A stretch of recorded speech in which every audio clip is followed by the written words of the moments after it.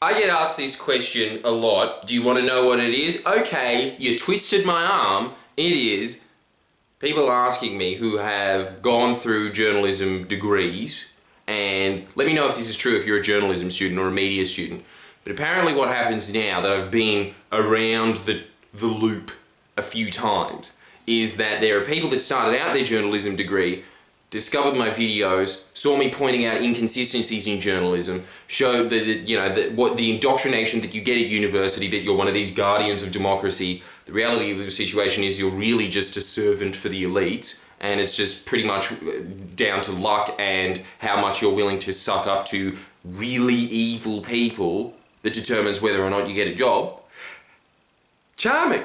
And so, apparently what happens is that in every year, there is a cohort of people that watch my videos, and then you have a bunch of smug pricks that just want to get a job at News Corp or the ABC anyway, that sit there and go, you watch Friendly Geordies. Yeah, well, what actual retort do you have to any of the points that he's pointed out about journalism? Nothing, just this face.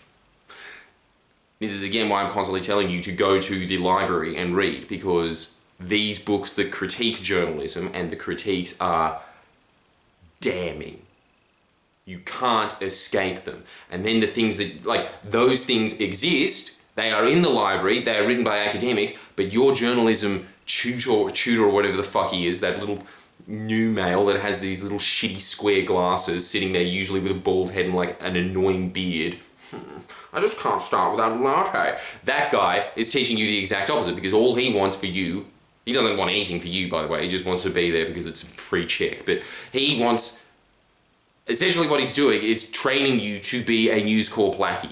So, what happens is that these journalists start questioning their life choices. And good, because you're scum for even trying. But I think that the fact that you watch my videos, you see that, you realise, damn, he right. And it's not that I'm right, it's just that the people that I've read are right. You read that, and occasionally I get somebody who wants to interview me for one of their journalism degrees or whatever, even though they know they're going to get a bad mark for it, which I know that is just a sign that you have integrity. So good for you, sweetie. And so, you know, just shine on. Shine on. That's the point of this video. Shine on. Get a job at Youth Corp. No, what I'm saying is that, look, the employment rate for journalism, I think the last time that I checked it was about 5%. So say that there's, well, I'm not even going to do the math. I'm too bad at it. I'm too scared. I'm going to say something stupid like, say there's 10,000 people going for a journalism job. That means only 1,000 of those graduates will get it. But, look, what usually happens at the end of these interviews is they usually ask me, is there any hope for journalism? What can you do about this? You know, the propaganda model, which is what I never shut the fuck up about at friendlygeordies.com, if you don't know. .com, the YouTube channel. I'm always talking about it, but what I noticed I didn't talk about, and I really appreciate the opportunity to correct that now to a much smaller audience that probably isn't interested in this subject at all, I think that what you should be doing is endeavouring to become an independent journalist. You have the tools now. Being an independent journalist in the 90s was a principal factor. It was just, I'm not going to sell out to the man, and good on them for doing it. The problem was, only 200 people would ever get their newsletter that they would mail to people. They didn't have anything resembling the internet that they could compete with. The modern day internet, I mean, with social media and whatnot. They obviously had, they're calling it the .com boom. They had that shit. But obviously it was not at the level or capacity for you to do damage that you can now. Now there are independent journalists that break stories that force the mainstream media to cover. And what do you think is going to happen if there's going to be more and more of these independent journalists? So instead of selling out man like most of them do, which is either if they've got connections, they get a job at News Corp or Fairfax or the ABC, and they just become a cog machine piece that starts convincing themselves after a while. This is the other scary thing that happens. Basically what happens when you go into one of these institutions, or any institution, is that you start believing the groupthink of the people around you. Because if you don't believe the groupthink, you get rejected and pushed out. First of all, you don't even get through the door in the first place, which is why there's all those people in these institutions that just go, friendly Geordies who's just quoting the smartest academic the world has ever seen. Right. You know? Like, they're those people that have no actual tangible comeback to it. And it's because in their mind, they've just completely shut out any semblance of reasoning so that they can get that job. They've been indoctrinated. That's all these institutions are. You know how there's cults? They're just cults for fucking lifestyle magazines. That's what these monoliths turn into. And if you buy into that groupthink, first of all, like, I think, I can't remember the name of the Indian philosopher who said this, but such a good quote. He was just saying that if you buy into the groupthink of others, you cannot be creative. And it's the same with journalism. There is a creative element to journalism. It has to be to break a story. You have to be able to think outside the box. Think laterally, obviously, to get the resources that you need to break it. If you are in one of these institutions where there's a process in order, and that process is suck up to the Liberal Party, you are not a journalist. You are a propagandist. So that's what happens in that element. The other thing is that usually these people start going into PR or advertising because they use the skills that they accumulated at university to hide for companies embarrassing things that might be broken but probably never will because they sponsor these outlets anyway. It's an evil, corrupt cabal. But there are principled people out there. Your Michael Wests, your Alan Austins, writers for the Independent Australia. These people exist now, and they have somewhat relatively large audiences, large enough to make a living out of, and large enough to make a living out of that they compete with the people that are working for the Sydney Morning Herald and News.com. Like, look, there are going to be people out there like your Peter Fitzsimmons and these stars somehow. Stars for these institutions that are going to be earning more than you. But the reality of your situation is you're not going to be them.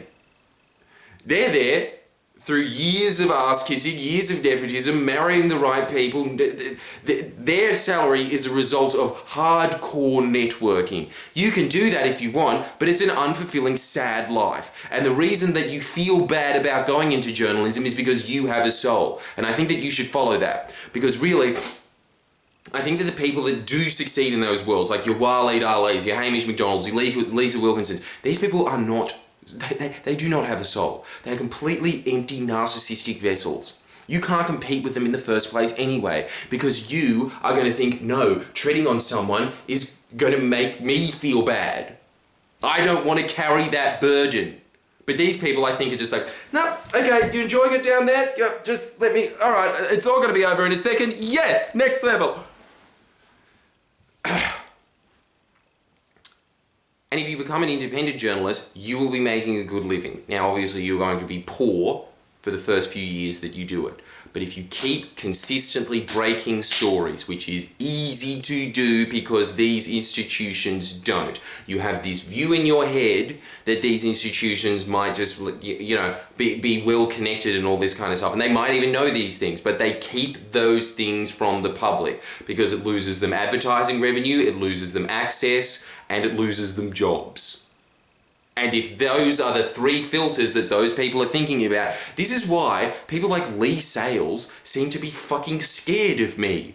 This woman that just puts herself up as, I'm not afraid to ask any tough questions unless it's to the Prime Minister or any of his cabinet. But all of these journalists, when I point out how dog shit they are, they seem to get really offended, really upset, really angry. I mean, look, I can't talk. I fucking hate criticism as well, right? But the thing is, I'm willing to challenge that. They're not. They're going to just sit there, block it out, and they have no actual reasonable comeback to it, ever.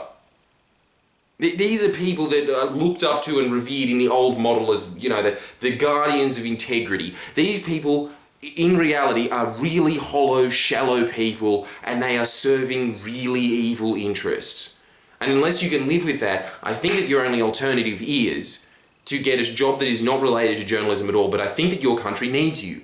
I think that journalism, for all the faults in the myth, the idea of the myth is good, that it's there for, a public service, that it's beyond a job, that it's a calling. This is why when people say, oh, look, they have a job too, I think, dude, if if you need a job, go be a garbo or some shit. You probably make more as a journalist working for BuzzFeed anyway. The fact that you do work for BuzzFeed just means that you're a narcissistic douchebag that has no fucking moral fiber to you. Like, just don't. Do something that is soulful and meaningful with your life. It'll help you, it'll help your country. That's a win-win. As opposed to not helping your country and making you a worse person. And also, as a result of this, just years and years of shoveling lies onto yourself. This is why it's so easy to attack these people, and all they can do is go, "Eh!" They've got nothing. They're just these little fucking quivering goblins. I feel bad enough. That's all I ever see when I pay out BuzzFeed journalists. Their response of them just like cowering in the corner being like, haven't I punished myself enough? Well, stop doing it. Again, I'm addicted to the dopamine hit of having a blue check. What you should be doing is aiming to start your own newspaper. And what I am hoping will happen is if you can get enough people to create an ecosystem of news that isn't total bullshit, eventually, because obviously when people always say, you should do your videos like this to suit me personally, I always think, you dumb egocentric cunt, I don't know who you are, and I'm not going to change a style that I have fostered and has worked really well for me to suit you, but that there is obviously, like there is with everybody else, there is going to be a huge swath of the market that is turned off by the fact that I exist. But the fact that you exist, they will just be like, finally, some serious integrity. You know, they'll have that, to them, it'll speak to them. And they'll be reading your stuff, and they will appreciate you. And so you will build an audience. And if you build an audience, well, that's 60,000 less Liberal voters in the world. And then they will be telling their people, they'll be telling the people around them the information that you got them. Because you don't have a filter. You have integrity. And as a result, integrity after a while, and integrity is an earned currency, by the way. Like, you can't just really just like, oh, I started a newsletter, but like, I've got 2 stories up there and they're basically just stolen from the Sydney Morning Herald. No, it takes years to accumulate this kind of character and goodwill and integrity, but essentially integrity does have its own currency. People respect integrity and they will pay for it. This is why people pay for Michael West's existence, because that man has a soul. That man is exposing deep-seated corruption on a daily basis. And there is room in a country of 25 million people where the main market share goes to these major monoliths, like the ABC, where they have an audience share of 11 million people, and the Murdoch Press has an audience share, I think, of 7 million people. There is room for you to take 60,000 off them. That's what you should be aiming to do. Anyway, as always, give me questions, like the video.